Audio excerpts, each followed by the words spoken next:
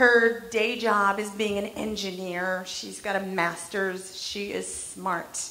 But her night job is practicing the emotional freedom technique and leading cuddle parties and running the Intimacy Dojo, which is her real passion. So she is terrified, but she's finally doing it. Please welcome to the stage, Cathy Vartuli.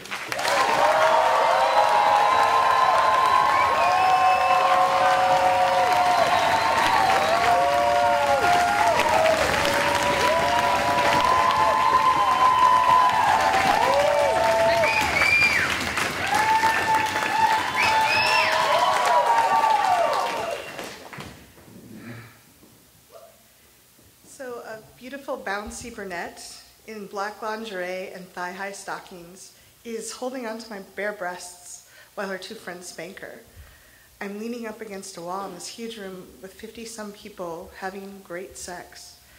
And I have to look back and wonder, how did I get here? You see, 2.5 years before that, I'd been sitting alone in my couch in my house in Dallas, watching SVU, Special Victims Unit. And they had a character on there. Someone had died. This woman had died alone in her apartment, and there was no one to call. And I realized I hadn't been on a date in 12 years. That could be me. And I didn't want that to happen. But I had a lot of reasons why that, just to keep on that path. I was too fat. I weighed 320 pounds. I looked like this. I thought nobody would want to date me. I was too old. I was 43, past the prime, just wait it out a few more years and coast to the grave, and you never have to deal with any of this stuff. And I was too wounded. The original reason I took time off from dating was because, well, I wanted to heal from the sexual abuse that I'd experienced as a child, and I needed time away from everything. And I'd done a lot of emotional processing. I cleared so much out of my life. But as I got past the emotional trauma, I started connecting with my body again. And instead of numbness, I realized that my body hurt all the time. My vagina hurt all the time. And I was afraid to get in a relationship because if I got close to them and I wanted to be sexual, there would be so much shame if I told them. And I didn't want to pretend anymore. I didn't want to pretend that something didn't hurt when it did. So I didn't want to get in a relationship. But I also didn't want to wake up at the end of my life and realize that my life had just passed me by. So in that moment, I realized I had to do something. And that fairy godmother I'd been wishing for with a magic wand that would make me very slender and dateable, she hadn't shown up. And the person, Mr. or Ms. Right, that was going to parachute through my living room ceiling hadn't come by. And it was really up to me. I had to make a difference. And I was really scared because I didn't know what to do or how to do it. Conventional therapy hadn't worked for me. Not about that. So I decided to use the one resource I was really confident in. I'm a PhD engineer, research scientist.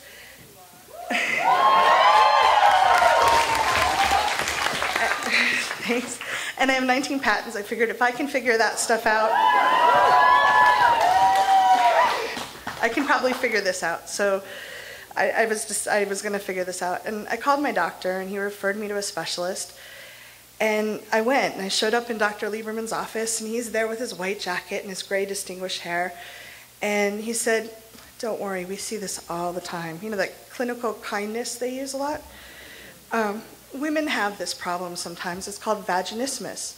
And what's happening, either because of stress or trauma, the muscles in the vagina are in constant spasm. It's kind of like having a Charlie horse in your vagina all the time. And it hurts. And I would cry even during a GYN exam. It would just hurt so much. And he said, "We have treatments for it now. You're going to be fine." The treatment is called electrostimulation. It's $1,200 for 6 sessions. Sometimes you have to repeat it once or twice more. And if those don't work for some reason, don't worry, we have surgical options we can explore. But for now, let's go with the electrostimulation. It's like, okay. And I showed up the next week for the appointment. And the nurse practitioner came in, again with her little lab coat and the curly blonde hair. And she had me put my legs up on the stirrups, and she kind of explained what she was doing as she was doing it. So she said, well, we're first going to put in this anal probe. Okay. She said, that's to tell if the muscles are contracting or not. All right. They feel contracted. And then she took out this larger probe, and she said, this is for your vagina, and she pushed it in. Now, mind you, I'm there because penetration really hurts. And I'm not relaxed, and I'm not feeling comfortable, so it was very painful. And she said, now I'm going to turn it on. It's this AC current we're going to send through your muscles, and it's going to cause them to contract over and over again until they relax. They just give up. It's like, all right. And they turned it on, and it burned. And it was 20 minutes of me laying there trying to breathe and sweating and just praying it was over. And we were done. She's like, I'll see you next week. Okay. And throughout the week, it felt like the muscles were not at all relaxed. They were actually quite angry. And I showed up the next time, and I went through the procedure. And at the end, I said, I don't think this is working. I feel more ashamed and more in pain than I've ever felt in my life. This isn't working. And she said, don't worry. Hold on a minute. I'll be right back. I'm like, okay. And she was gone a couple minutes, and she came back with 2 pieces of paper. And she handed me the first one, and she said, this is a prescription for lidocaine cream. You can rub it on your vagina, and then it won't hurt anymore. Okay? She handed me the second one. This is a prescription for Valium. And you can take this, and you won't feel so stressed or shamed. And I thanked her, and I walked out to my car, and I just sat there. I was kind of late for work, and I just sat there, and I said, this is not what I signed up for.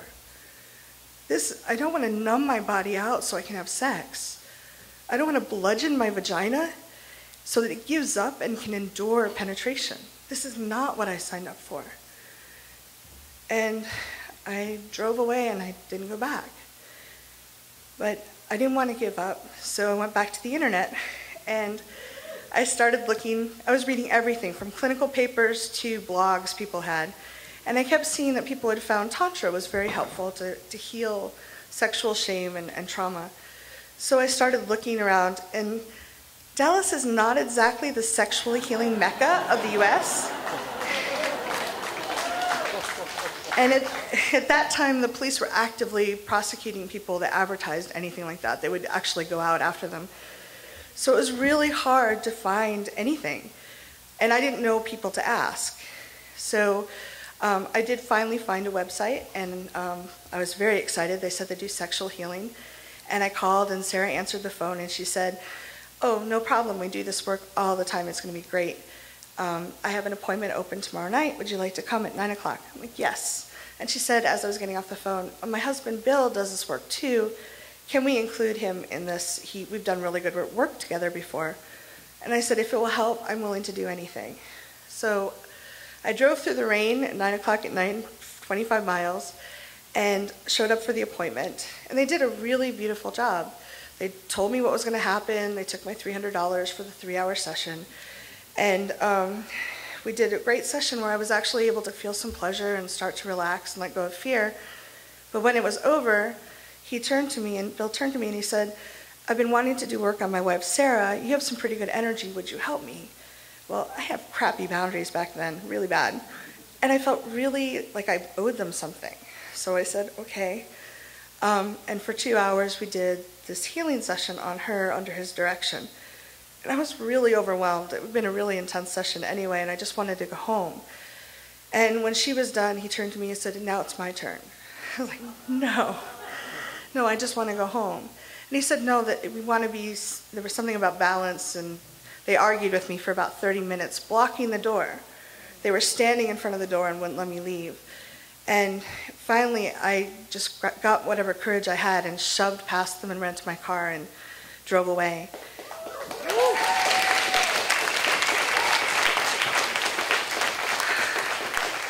And I was really scared because I thought this was, I had a lot of hope. This was something that would work. And I didn't know where else to find stuff in Dallas, but I went back to the internet and I was still looking around. And after about 2 months of listening to me complain bitterly, my best friend sent me an article that this coach Reed had written. And he said, I think this guy could help you. Why don't you call him? And I did. And during our first Skype session, I explained everything that was going on. He's like, okay. I think the first thing you need to do is start getting out and date. I'm like, Reed, you don't understand. I need to heal so I can date. I need to lose weight so people will date me. And he's like, no, you're perfect for dating right now. I said, no one will go out with me. And he said, your biggest fear sounds like you think that you're too big for anyone to date you. I said, yes. He said, that's what you put at the top of your dating profile. And I thought he was crazy. I did tell him that. And he said, you're scared of dating anyway. If you put that at the top of the profile and no one asks you to go out, you don't have to deal with it. It was good logic. I couldn't argue. So I did. I put my profile out, and 2 weeks later I was out on my first date. And at that point it was 14 years since I'd been on one.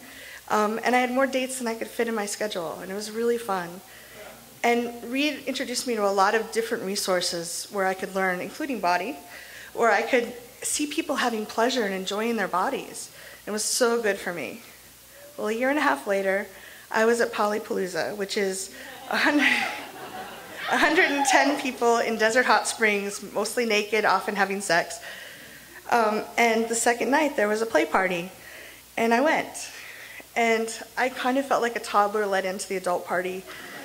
I was just going to go and watch and try not to make a fool of myself and just enjoy people enjoying their bodies. And as I was walking across the room, this bubbly Burnett, Sheree, who I'd talked to earlier, said, hey, I'm about to be spanked. Would you like to watch? I was like, okay. And so I leaned up against the wall, and her friends were spanking her. And she's there in the thigh-high stockings, wiggling her hips, having a great time. And after a little bit, she's like, would you take off your shirt so I can lean on your breasts while I'm spanked? I was like, okay.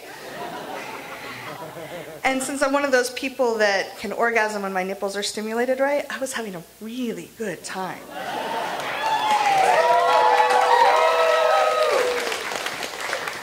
And then after a little while, her friends' hands got tired. They're like, do you want to learn how to spank her? All right, let's try that. And I never even wanted to spank anyone, but she was having such a good time. So they were showing me techniques and letting me spank her. And about the time my hand got tired, we ended up in a pile on the floor with my face and Sheree's crotch. She was giving someone a blowjob and alternating making out with the other person, having a really good time. This is really fun. I was the one that was too fat, too old, and too wounded to play or even go on a date. And this handsome man with shaved head who I'd made out with the night before came over and squatted down near me and said, can I help? Yes. And he sat on my butt and he put his fingers in me, and as I came into Sheree's pussy, I realized something. I realized that nothing hurt.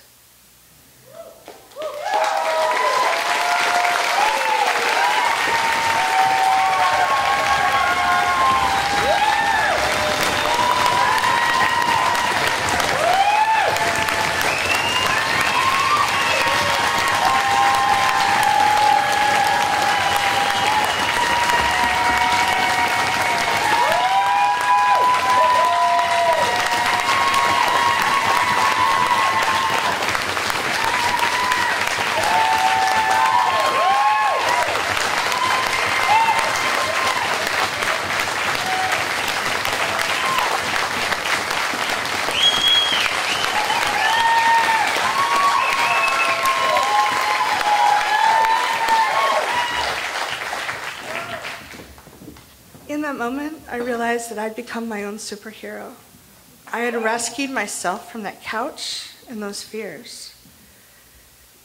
And I want each of you to know that you're a superhero. You're here. And every time you defeat a fear or step outside your comfort zone, you destroy someone's kryptonite.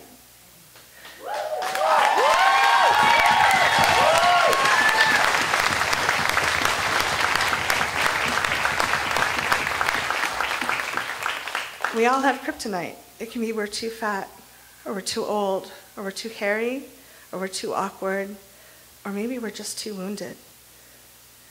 We all have it. And every time you share a role model that you can be self-expressed or enjoy sex for pleasure and fun, you give someone out there who's stuck on the couch a pathway to go out and date, or maybe be in the middle of a puppy pile at a great sex party. Thank you.